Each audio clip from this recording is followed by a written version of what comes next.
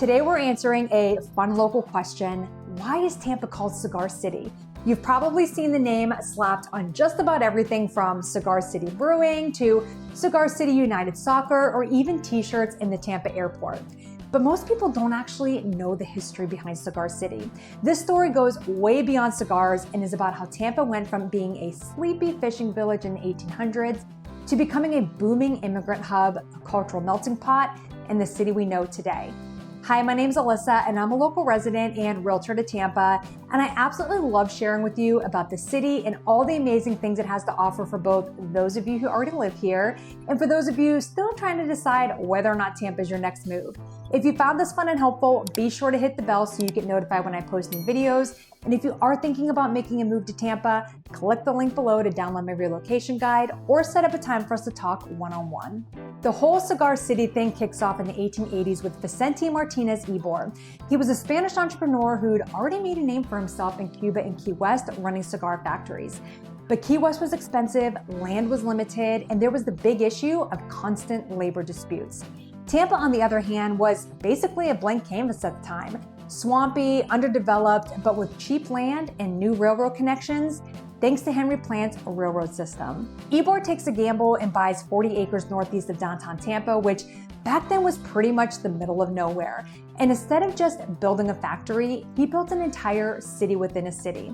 There was housing for workers, schools for kids, shops, and even social clubs. He recruited skilled cigar rollers from Cuba, Spain, and Italy, and they came by the thousands. Imagine arriving in Tampa in the 1890s. You'd step into a bustling, multilingual neighborhood where the smell of fresh tobacco filled the air, and cigar rollers sat at long wooden tables handcrafting cigars all day. At its peak, Tampa had over 200 factories producing 500 million cigars a year, all hand-rolled. Tampa wasn't just making cigars, it was the cigar capital of the world. Now here's where it gets really interesting. The cigar industry didn't just bring jobs, it also brought culture.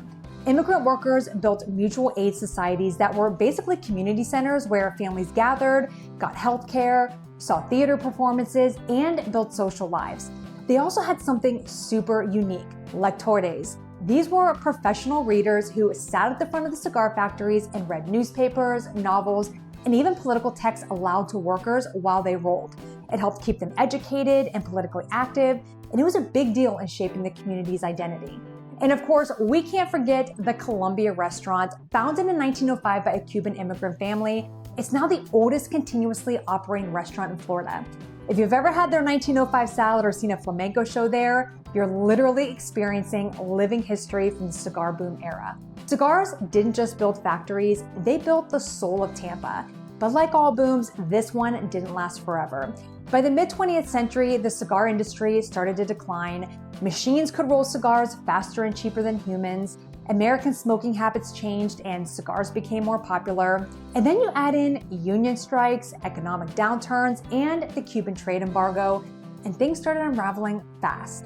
By the 1950s and 60s, factories were shutting down left and right, and the grand social clubs struggled to keep their doors open. Ybor went from a thriving immigrant hub to a rundown neighborhood with abandoned buildings and crime issues. It was a rough chapter, and if you talk to older generations in Tampa, they'll all tell you that Ybor in the 70s and 80s was not the nightlife destination it is today. So what about now? Why does Cigar City still matter in 2025? Well, for starters, it's branding. Cigar City Brewing put it back in the spotlight in the 2000s with their iconic Highlight IPA. Sports teams have picked it up and businesses use it as a nod to Tampa pride. But beyond the branding, there's a deeper cultural piece. Ybor City has gone through massive revitalization since the 90s. Historic preservation projects saved the old brick factories, and 7th Avenue became a nightlife hotspot. Artists, musicians, and entrepreneurs moved in, bringing new energy while honoring the past. And yes, you can still see hand-rolling demonstrations at shops like Jc Newman, which is the last operating cigar factory in Tampa, still running in its original building from 1910. Walking through Ybor today, you'll still hear Spanish, Italian, and English mixing the streets. You'll smell cigars, Cuban coffee, and of course, fresh bread from La Segunda Bakery. And the coolest part of it all are the roosters strutting around, which are direct descendants of the chickens that have lived there freely for over a century. So when people call Tampa Cigar City, It's not just about tobacco. It's a shorthand for our immigrant roots, our resilience, and the way this city has always been a mix of old and new. So next time someone asks, why is Tampa called Cigar City? You can tell them it's because a Spanish entrepreneur built a neighborhood that rolled 500 million cigars a year, and in the process rolled together an entire city.